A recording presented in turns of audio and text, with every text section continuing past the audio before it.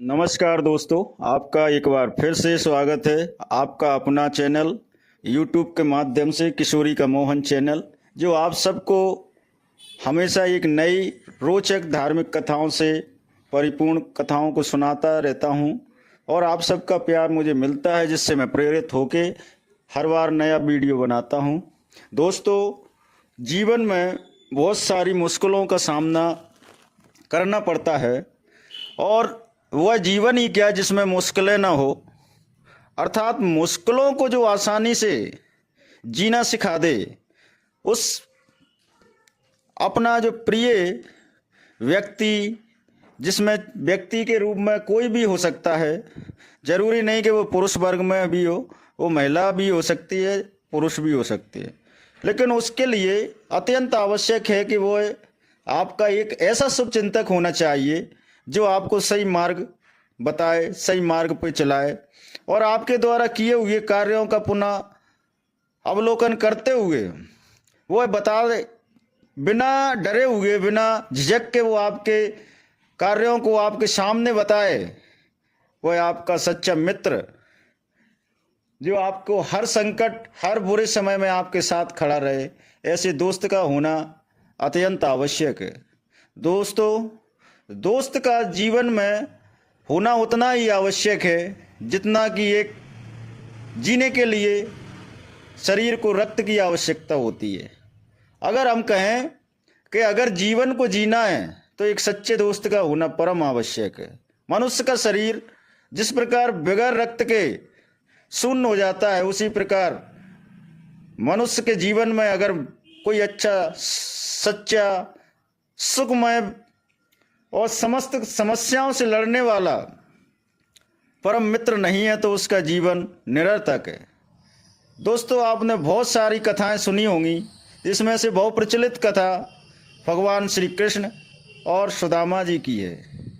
भगवान श्री कृष्ण और सुदामा के जीवन पे प्रकाश डालने से पहले मैं आपसे आपके जीवन में अभी तक जितने भी सबसे प्रिय, जो आपका, हर जरूरी नहीं कि आपके सभी जितने मिलने वाले लोग हैं वो सब आपके मित्र हों। मित्र आपका एक ही होगा, लेकिन शुभ चिंतक आपके अनेक हो सकते हैं। दोस्तों, मित्र वही है जो आपको हर घड़ी आपके साथ रहे, आपके सुख को ना देखते हुए, आपके दुख को ना देखते हुए, हर समय आपकी स्थिति के अनुसार आपके साथ चलता है, वही मित्र है। दोस्तों, वर्तमान की स्थिति बहुत भयानक है और आज का जो समय चल रहा है, वास्तव में वह एक ऐसा समय है कि जिसमें हर व्यक्ति स्वार्थपूर्ण जुड़ा हुआ रहता है। मैं यहाँ तक कि आपसे कहना चाहता हूँ कि अपने परिवारजनों में भाई बहन, सगे संबंधी जितने भी हैं, अगर आपसे दिल से प्यार करता है तो एक आध ही ऐसा परिवार होगा जो अपने भाई बहन संबंधियों को दिल से चाहता है, अन्यथा सब स्वार्थपूर्ण रिश्तों को कायम करते हैं। वहीं दूसरी ओर जो आपके रक्त संबंधी न होते हुए भी आपके विचारों से जुड़ा हुआ है, आपकी दैनिक चर्याओं से जुड़ा हुआ है, आपके आचार विचारों से जुड़ा हुआ व्यक्ति जो आपको अपना मित्र मानता है, वह आपके बुरे से बुरे समय में साथ देता है। तो दोस्तों, पौराणिक कथाओं की मान्यता के अनुसार हमें सबसे सीख देने वाली जो कथा है वो भगवान श्री कृष्ण और परम प्रिय ब्राह्मण सुदामा की है, जिसके बारे में सबने सुना होगा कि भगवान श्री कृष्ण और सुदामा बचपन में ही संदीपनी आश्रम में विद्या अध्ययन किया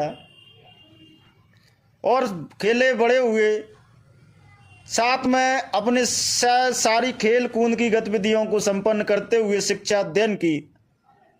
भगवान श्री कृष्ण जो पुरुषोत्तम है, जो नारायण है, वही उन्होंने अपने मित्र ब्राह्मण के रूप में सुदामा को चुना और सुदामा निर्धन होते हुए भी, हालांकि पूर्व में निर्धनता से पूर्व सुदामा एक संपन्न परिवार में था, लेकिन एक श्रापवश उसको निर्धन जीवन जीना पड़ा और अपने उस बुरी स्थिति यानी विकराल स्थिति को जीते हुए भी उसने कभी भी अपने मन में यह मलाल नहीं होने दिया कि मैंने जो अपना जीवन अपने मित्र की वजह से ऐसा मैंने जीवन को जी रहा हूं या जीने की कोशिश की है।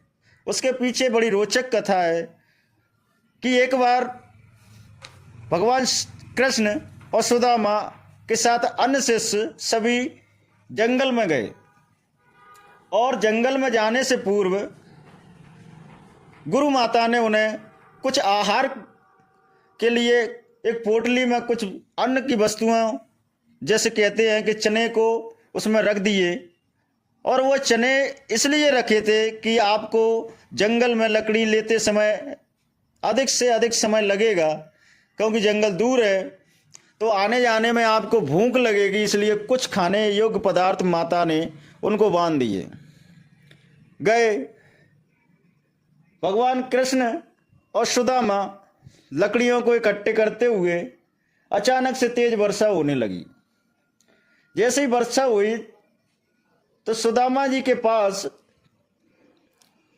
माता के द्वारा दी हुई एक पोटली थी जिसमें चने उगे थे। तो वो चने सुदामा जी के पास थे और भगवान श्री कृष्ण ने अट्टहासपूर्वक कहा कि हे मित्र, मुझे कुछ भूख लगी है, आपके पास कुछ खाने के लिए गुरु माता ने जो दिया था वो क्या आपके पास है? तो कृष्ण की बात सुनकर सुदामा जी ने कहा कि हाँ मेरे पास है, पर हम उसको कुछ समय बाद खाएंगे, अभी और प्रतीक्षा करो।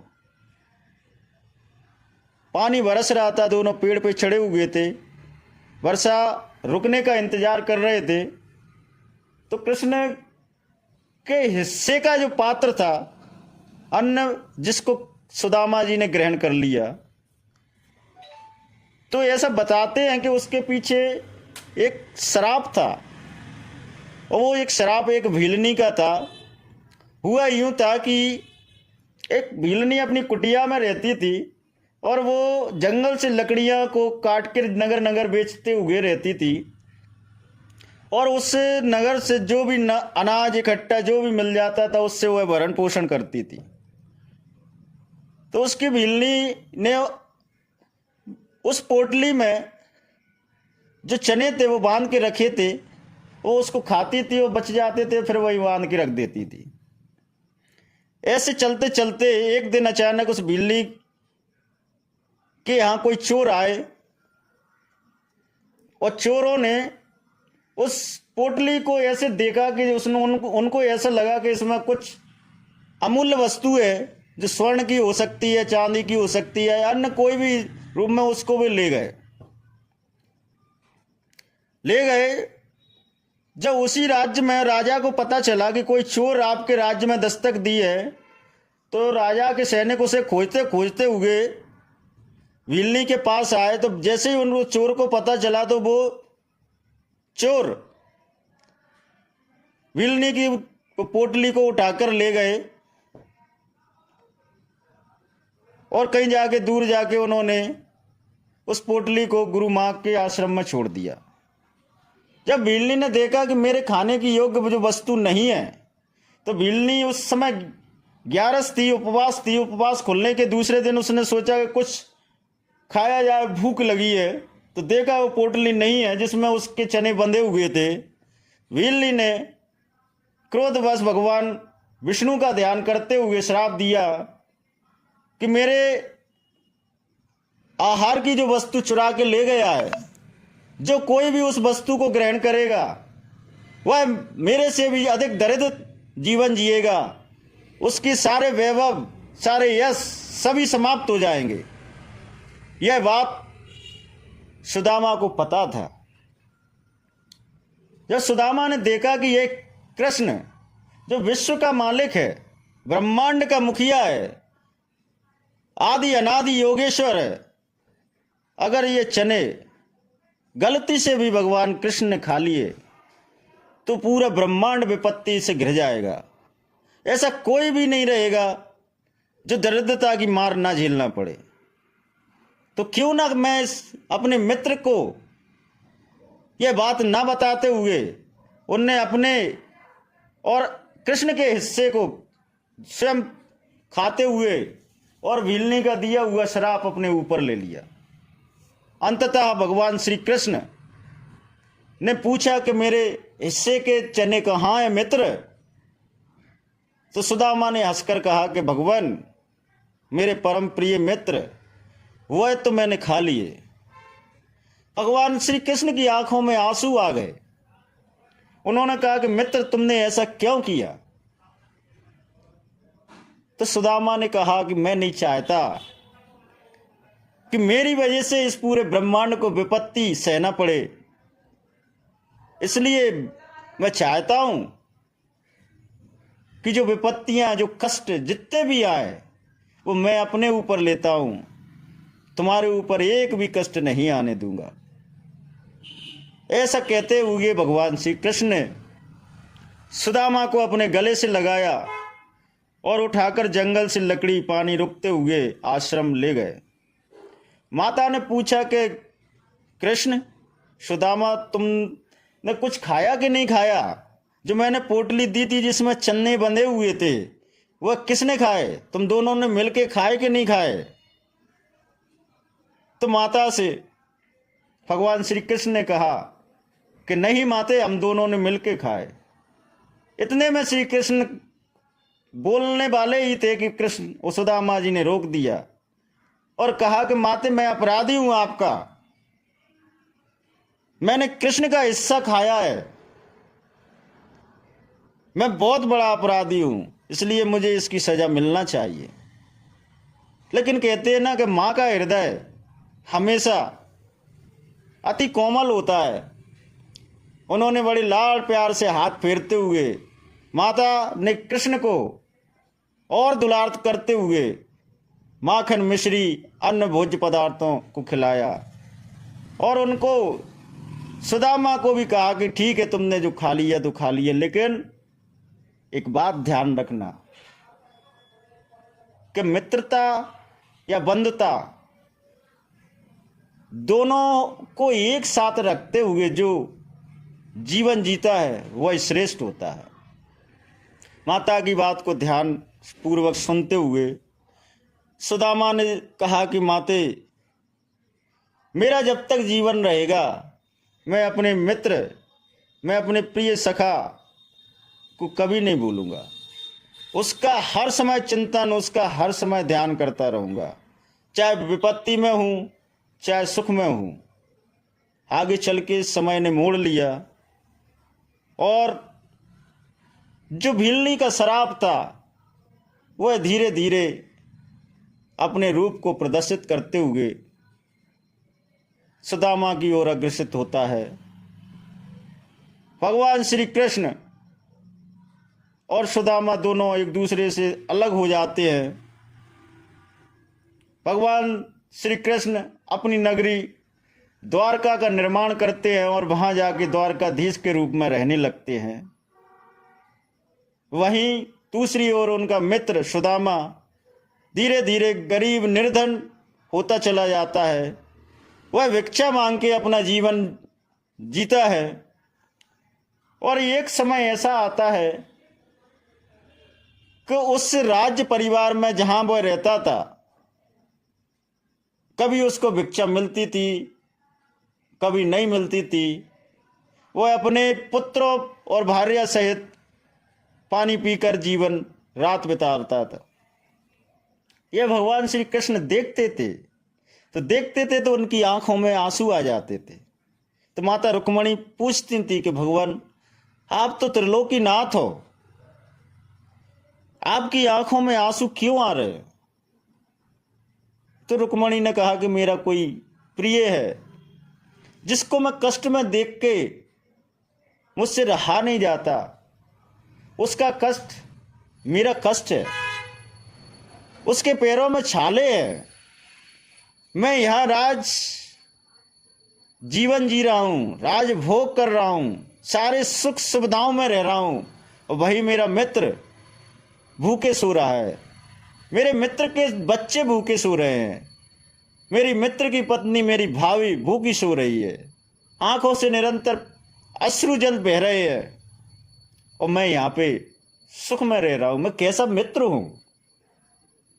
रुक्मणी ने जब यह बात सुनी कि भगवान की आंखों में चराचर झर झर झर अश्रु जलधारा बह रही है जो रुक नहीं रही है, भगवान श्री कृष्ण सुदामा का चिंतन करते हुए उसको स्वप्न में कहते हैं कि हे मित्र, तू सब कुछ छोड़ के मेरे पास आ जा और तू मेरे पास सुखमय जीवन जी। दरिद्रता का जीवन तूने बहुत जी लिया, वो भीलनी का श्राप भी अब दूर होने वाला है। धैर्य रख, अब तेरे विपत्ति के सारे दिन दूर होने वाले हैं। दोस्तों, भगवान श्री कृष्ण की लीला, एक दरिद्र ब्राह्मण जो अपने धर्म का आचरण करते हुए,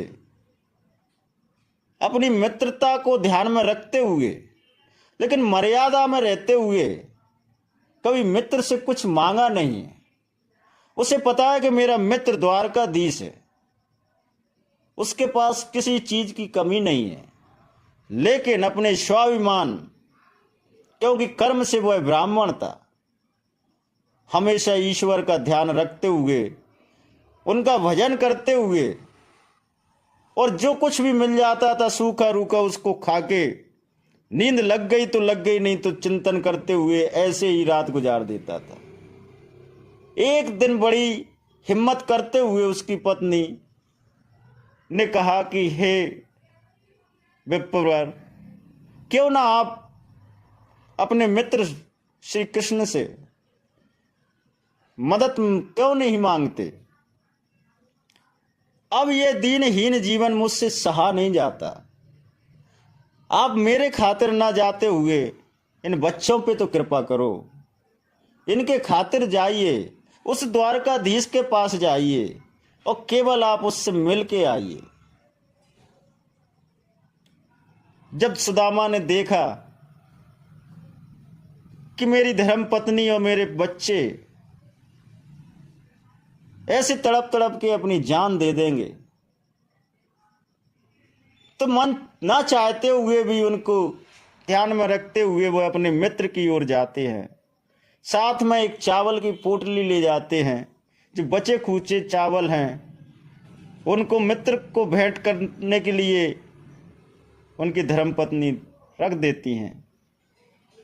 जंगल पड़ता है, रास्ते में धीरे धीरे भगवान का भजन करते हुए सुदामा कृष्ण की नगरी द्वारका की ओर धीरे धीरे बढ़ रहे हैं। भगवान श्री कृष्ण का ध्यान करते हुए, श्री कृष्ण बोलते हुए, श्री कृष्ण बोलते हुए, श्री कृष्ण बोलते हुए आगे बढ़ रहे हैं।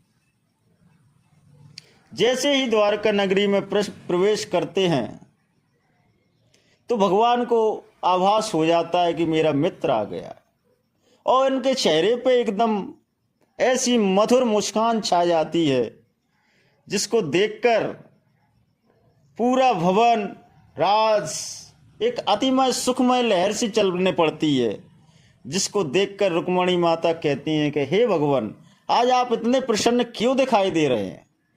आपके चेहरे पे अलग ही प्रसन्नता नजर आ रही है, ऐसा क्या है? रुक्मणी से भगवान कहते हैं कि आज मेरा सखा, मेरा मित्र मुझसे मिलने आ रहा है रुक्मणी, और मैं अब देर तक रह नहीं सकता, मैं उससे मिलने जा रहा हूं। भाव बेहोर होके भगवान नंगे पैर ही दौड़ लगाते हैं और उधर द्वारकाधीश स्वयं सुदामा जी को लेने पहुंच जाते हैं।